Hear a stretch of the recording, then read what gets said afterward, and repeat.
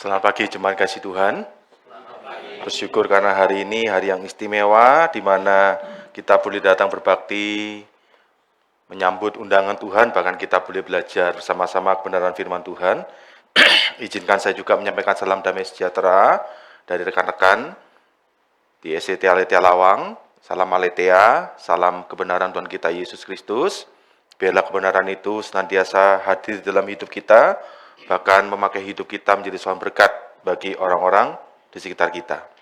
Mari sebelum kita merenungkan firman Tuhan, izinkan saya untuk mengajak kita berdoa sekali lagi memohon berkat Tuhan. Kiranya perenungan kami pada pagi hari ini manis kedengaran kepadamu ya Bapa, dan kiranya oleh kuat kuasa dari Tuhan kami Roh Kudus, kami boleh bersuka cita demi nama putramu Tuhan kami Yesus Kristus. Amin.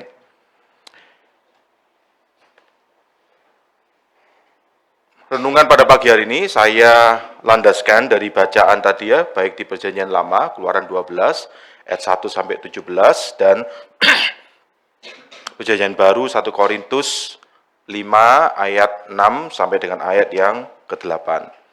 Nah, saudara kasih Tuhan, bayangkan ada satu orang anak ya yang sudah yatim piatu ya, tidak punya orang tua, tidak punya siapa-siapa, dan akhirnya untuk menyambung hidupnya, dia itu sehari-harinya itu hanya mengais-ngais tong sampah untuk mendapatkan makanan.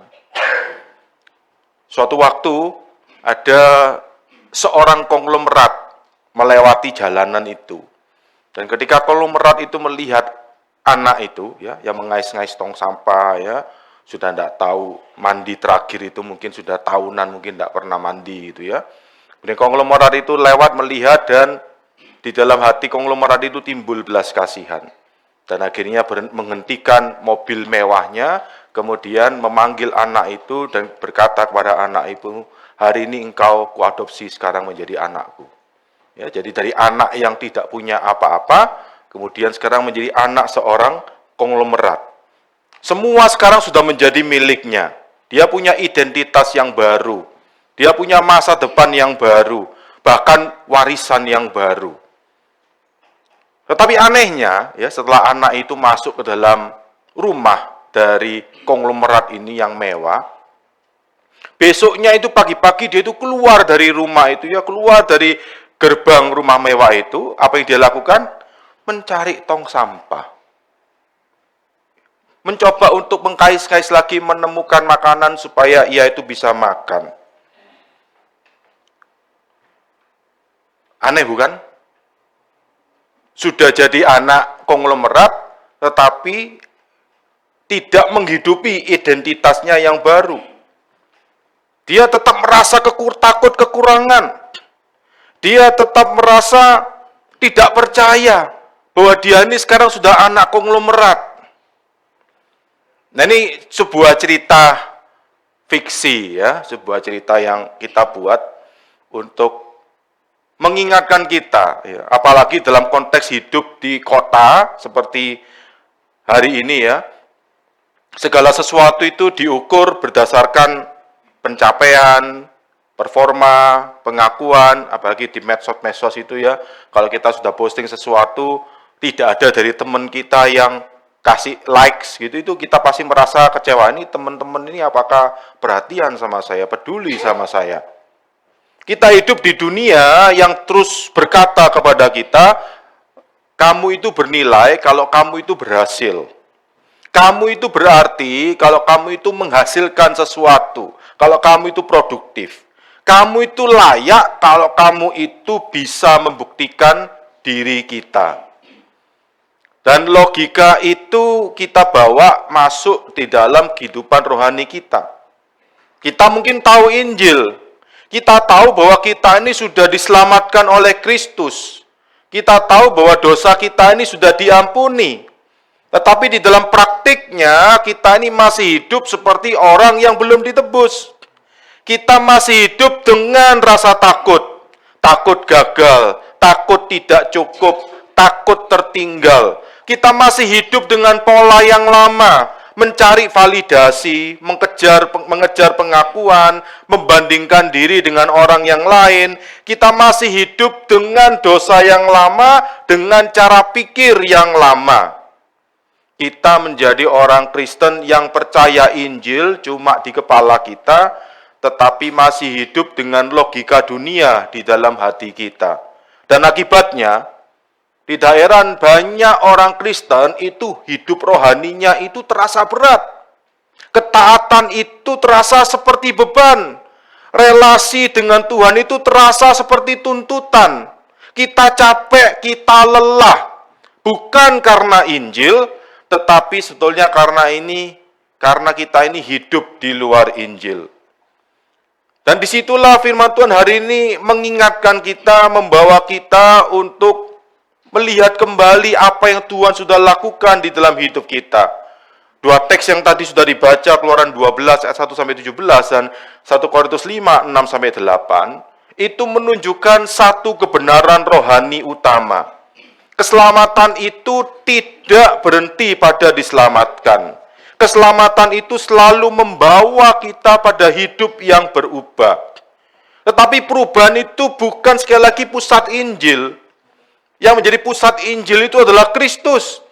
Perubahan itu hanyalah buahnya. Dan perubahan itu selalu mengalir dari dan kembali kepada Kristus. Karena sebetulnya menjadi masalah, itu bukan kita ini kurang berusaha berubah. Bukan karena ini kurang berusaha berubah. Tetapi sebetulnya masalahnya adalah, kita ini lupa dari mana perubahan itu seharusnya mengalir. Yaitu mengalir dari Kristus, bukan dari tekanan diri kita sendiri. Iman Kristen bukanlah self-improvement, sekali lagi.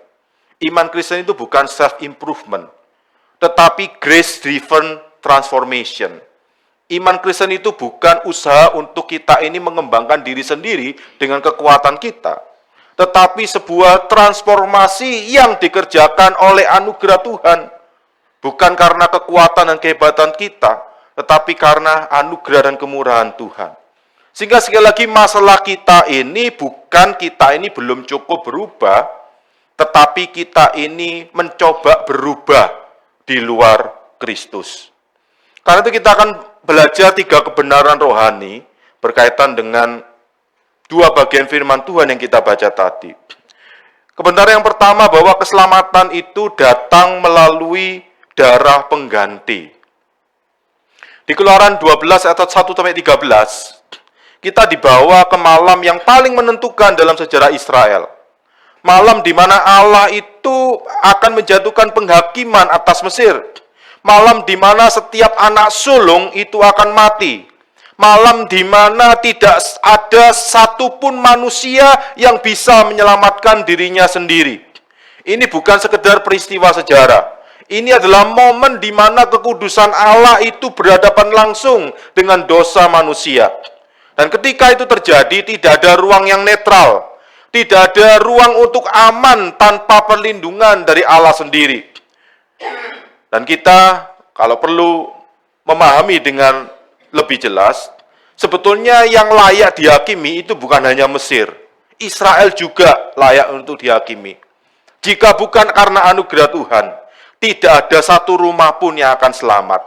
Artinya apa? Perbedaan antara yang selamat dan yang binasa malam itu bukanlah karena ada satu kebaikan di dalam diri mereka. Bukanlah karena sebuah moralitas, mereka sudah mengusahakan sesuatu yang baik, bukan. Tetapi semata-mata karena anugerah Tuhan. Bukan siapa mereka itu, bukan pencapaian yang sudah mereka lakukan, tetapi apa yang Allah sudah sediakan bagi mereka. Dan di tengah realitas itulah Allah memberikan satu jalan keselamatan. Seorang anak domba yang tidak bercacat harus disembelih. Keluaran 12 ayat 5-6. Darahnya harus dioleskan pada tiang pintu. Keluaran 12 ayat 7. Dan Tuhan berkata dengan sangat jelas, Keluaran 12 ayat 13, apabila aku melihat darah itu, aku akan melewati kamu. Bukan domba itu yang dilihat, tetapi darahnya yang sudah tercurah. Bukan potensi korbannya, tetapi korban yang sudah terjadi. Tuhan tidak berkata, kalau aku melihat kamu cukup baik. Tuhan tidak berkata, kalau aku melihat kamu cukup taat. Tuhan tidak berkata, kalau aku melihat kamu itu lebih baik daripada orang Mesir. Tuhan tidak mengatakan itu semua. Yang Tuhan lihat cuma darah. Bayangkan 2 rumah di Mesir malam itu. Mungkin yang satu lebih moral, lebih rapi, lebih religius mungkin. Yang satu lagi mungkin biasa saja, bahkan penuh dengan kelemahan. Tetapi ketika malaikat maut itu lewat, ia tidak melihat isi dari rumah itu. Ia hanya melihat apakah ada darah atau tidak. Dan ini yang mengejutkan. Di dalam rumah yang ditutupi oleh darah itu pun masih ada orang yang berdosa. Tetapi mereka selamat. Bukan karena mereka itu orang yang baik, tetapi karena ada yang mati menggantikan mereka. Sebetulnya itu adalah berita Injil dalam bentuk yang jelas. Keselamatan itu tidak pernah didasarkan pada siapa kita ini. Keselamatan itu selalu didasarkan pada pengganti yang Allah sediakan. Dan lebih dalam lagi, pengganti itu tidak hanya menggantikan kita secara simbolis, atau sekedar cuma diomong-omong aja, cuma sekedar dikatakan saja, tetapi benar-benar menanggung apa yang seharusnya ini kita tanggung. Kematian yang seharusnya datang kepada kita, itu jatuh kepada anak domba itu. Dan perjanjian baru berkata dengan jelas di 1 Korintus 5 ayat 7 tadi, Kristus, anak domba Paskah kita, telah disembelih. Disalib, penghakiman Allah itu tidak dihapus, tetapi dipuaskan. Murka Allah itu tidak diabaikan, tetapi dicurahkan sepenuhnya ke atas Kristus. Sehingga ketika Allah melihat kita sekarang, ia tidak lagi melihat kegagalan kita, ia tidak lagi melihat kebobrokan kita, tetapi darah Kristus yang sudah tercurah bagi kita. Apa yang terjadi di Mesir adalah bayangan. Apa yang terjadi di kayu salib itu adalah kenyataannya. Kristus adalah anak domba itu. Ia tanpa cacat, ia mati menggantikan saudara dan saya. Tetapi ironisnya seringkali kita ini masih hidup dengan logika dunia. Saya ini harus cukup baik dulu supaya Tuhan itu menerima saya. Saya itu harus berubah dulu supaya saya itu layak datang kepada Tuhan. Saya itu harus membuktikan diri saya dulu supaya Tuhan itu berkenan. Injil justru mengatakan sebaliknya. Kita tidak diterima karena kita ini sudah berubah. Tetapi kita ini diubahkan Tuhan karena kita ini sudah diterima terlebih dahulu. Kita terus hidup bukan dari usaha kita mempertahankan keselamatan, tetapi dari Kristus yang sudah menyelesaikannya bagi saudara dengan saya. Masalah kita seringkali bukan kita ini belum cukup percaya Injil. Masalahnya adalah kita ini masih setengah-setengah percaya. Kita percaya darah Kristus itu cukup untuk menyelamatkan kita, tapi cuma di awal saja. Kita tetap merasa kita harus menjaga diri kita. Menjaga keselamatan itu dengan usaha kita sendiri. Padahal sejak awal sampai akhir, keselamatan itu adalah karya Kristus, bukan proyeknya saudara dan saya. Karena itulah di atas kayu salib Tuhan Yesus berkata apa? It's finished. Sudah selesai. Sehingga pertanyaan hari ini adalah apakah kita ini sungguh bersandar kepada darah Kristus itu?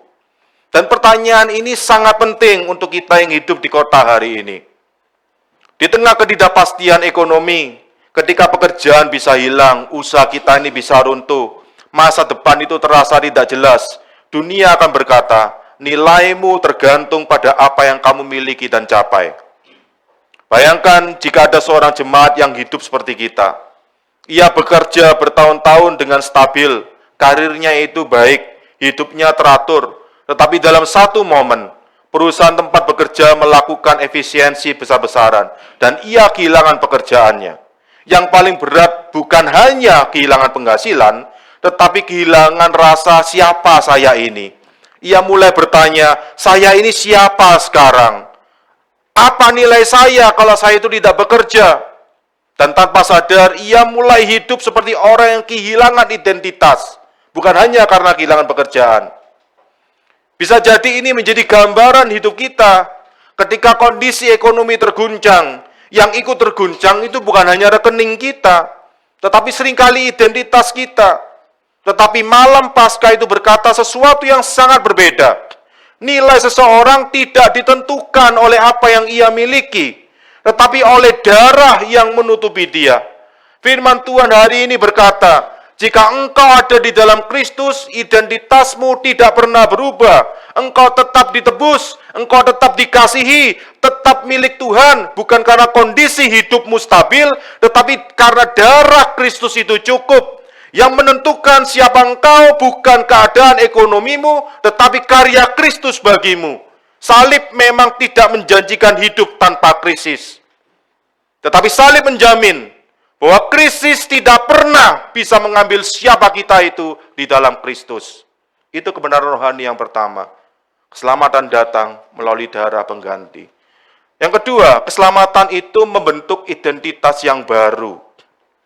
Setelah Allah menyelamatkan umat Israel, ia tidak berhenti di situ. Dalam Keluaran 12 ayat 14-17, Allah langsung membentuk identitas baru umatnya.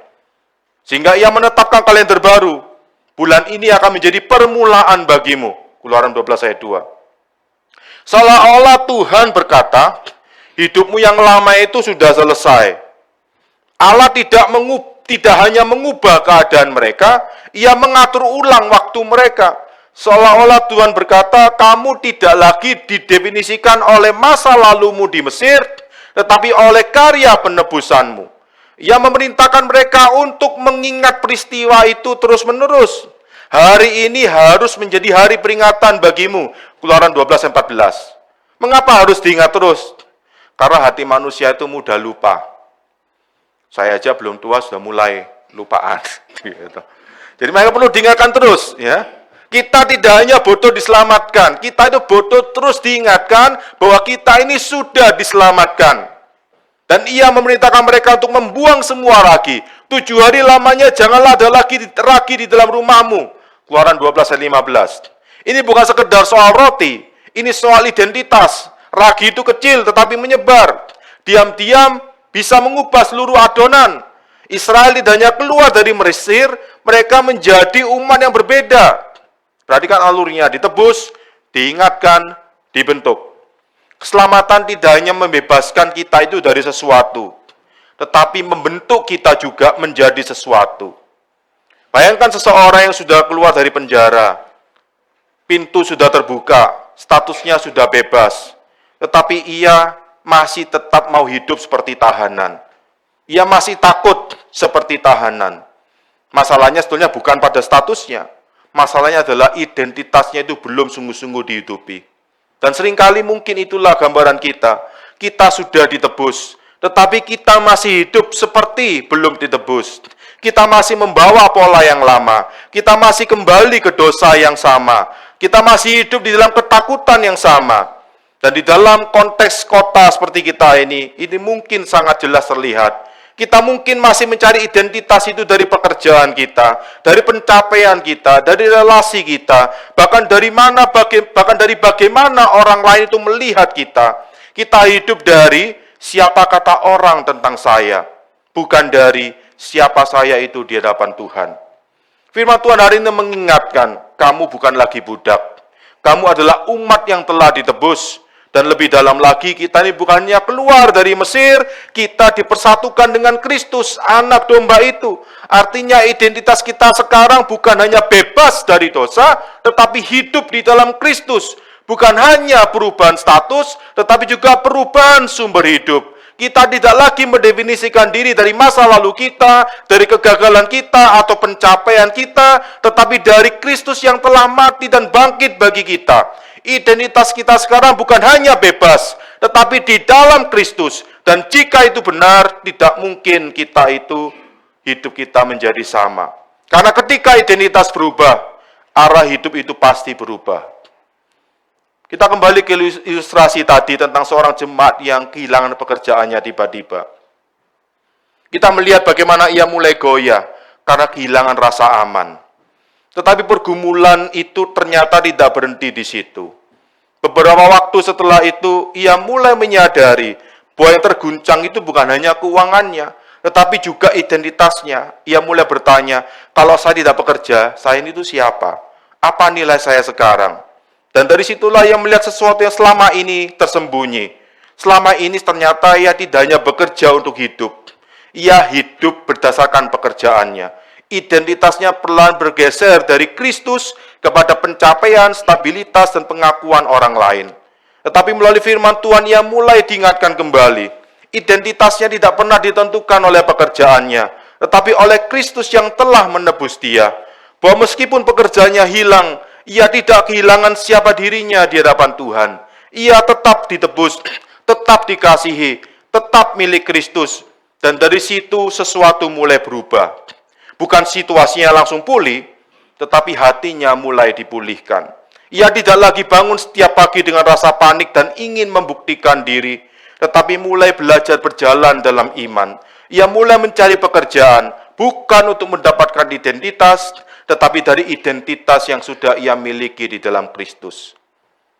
Kebenaran rohani yang terakhir, keselamatan itu menghasilkan hidup yang diperbarui. Ketika kita masuk ke 1 Korintus 5 ayat 6 sampai 8, Rasul Paulus mengambil seluruh gambaran Paskah ini dan menerapkannya langsung dalam kehidupan gereja. Ia berkata, sedikit ragi mengkamiri seluruh adonan. Dosa itu tidak pernah diam, dosa itu selalu menyebar. Sedikit kompromi bisa membentuk seluruh hidup.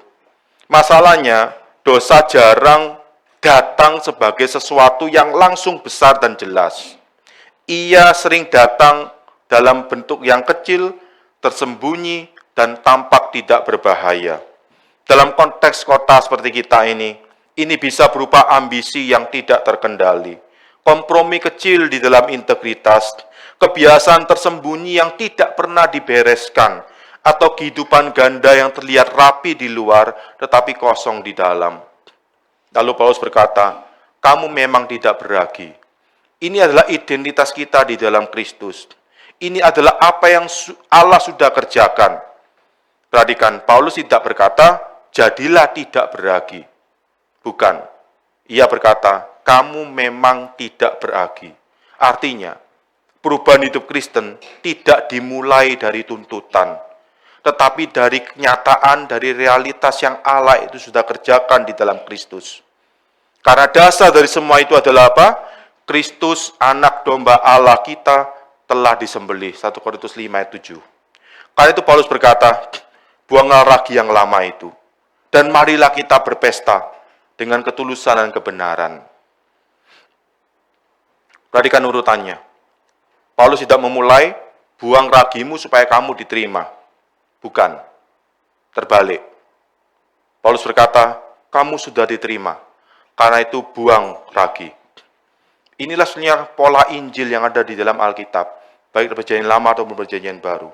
Identitas itu pasti mendahului aktivitas. Apa yang Tuhan sudah kerjakan di dalam kita terlebih dahulu, itu pasti mendahului ketaatan kita kepada Tuhan. Bukan tuntutan yang menekan kita dari luar, tetapi kehidupan yang baru yang mendorong kita dari dalam. Disinilah sering terjadi pergeseran halus dalam hidup kita. Kita mungkin mulai dengan Injil, tetapi perlahan kita kembali kepada performa. Kita mulai dengan anugerah, tetapi perlahan kita lanjutkan dengan tekanan, pressure pada diri kita sendiri. Setetes racun dalam air, itu kelihatannya kecil, tidak langsung terasa, tetapi perlahan ia bisa merusak seluruh tubuh kita. Begitu juga dosa yang kita toleransi, dosa yang kita sembunyikan, dosa yang kita anggap kecil. Firman Tuhan berkata, itu akan membentuk seluruh hidup kita. Karena itu panggilannya jelas, jangan kompromi, jangan menunda, buang ragi lama. Dan satu hal yang indah dalam ayat 8, Paulus memberikan gambaran, marilah kita berpesta. Hidup Kristen itu tidak digambarkan sebagai beban, tetapi sebagai sebuah perayaan. Ini sangat kontras dengan pengalaman banyak orang Kristen hari ini, terutama yang hidup di kota. Hidup terasa berat, ikut Tuhan terasa melelahkan, Ketaatan itu terasa seperti tuntutan tanpa sukacita. Kalau kita sudah rajin setiap minggu ke gereja, itu bisa jadi ketika setiap minggu ke gereja, itu bisa menjadi sebuah beban. Sudah terlanjur jadi orang Kristen. Nanti kalau ada gereja, kalau tidak ke gereja nanti di sini ada pembesukan ya Pak. Nanti dibesuk sama imamnya, nanti kalau dibesuk sama imamnya nanti masih menyediakan teh, menyediakan kopi, menyediakan makanan kecil, nggak habisin uang, sudah saya ke gereja aja sudah. Akhirnya ke gereja itu bukan menjadi sebuah sukacita, naik menjadi sebuah beban. Ketaatan yang sejati itu tidak lahir dari keterpaksaan, tetapi dari ucapan syukur atas karya Kristus. Kita ini hidup benar bukan karena ada tekanan, tetapi karena hati kita ini sudah disentuh oleh anugerah Tuhan. Jika orang Kristen kehilangan sukacita, seringkali bukan karena terlalu taat, tetapi karena kita sudah mengubah ketaatan itu menjadi proyek untuk membuktikan diri kita sendiri. Kita hidup seolah-olah Tuhan itu menunggu kita ini cukup baik, padahal Kristus sudah menyatakan bahwa kita ini sudah diterima. Kita mulai hidup seolah-olah kita ini harus membayar kembali keselamatan kita, bukan merayakan keselamatan yang sudah diberikan. Padahal Injil berkata, kita tidak membayar. Kristuslah yang sudah membayar. Karena itu kita berpesta. Saudara, kalau diundang ke pesta pernikahan, disuruh bayar enggak? Itu kan gara-gara itu, makanya akhirnya kan enggak bisa menikmati makanan, harus ngasih angpau, itulah. Bisa jadi kita ini kena sukacita karena kita menganggap kita harus melakukan sesuatu, harus bayar sesuatu kepada Tuhan.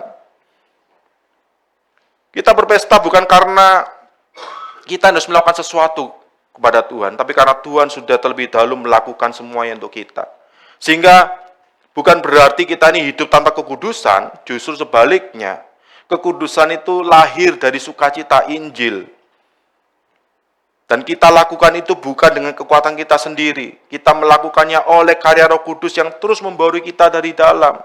Roh Kudus tidak hanya menegur dosa, ia juga mengarahkan hati kita kembali kepada Kristus. Sehingga perubahan itu bukan dipaksakan dari luar, tetapi mengalir dari dalam.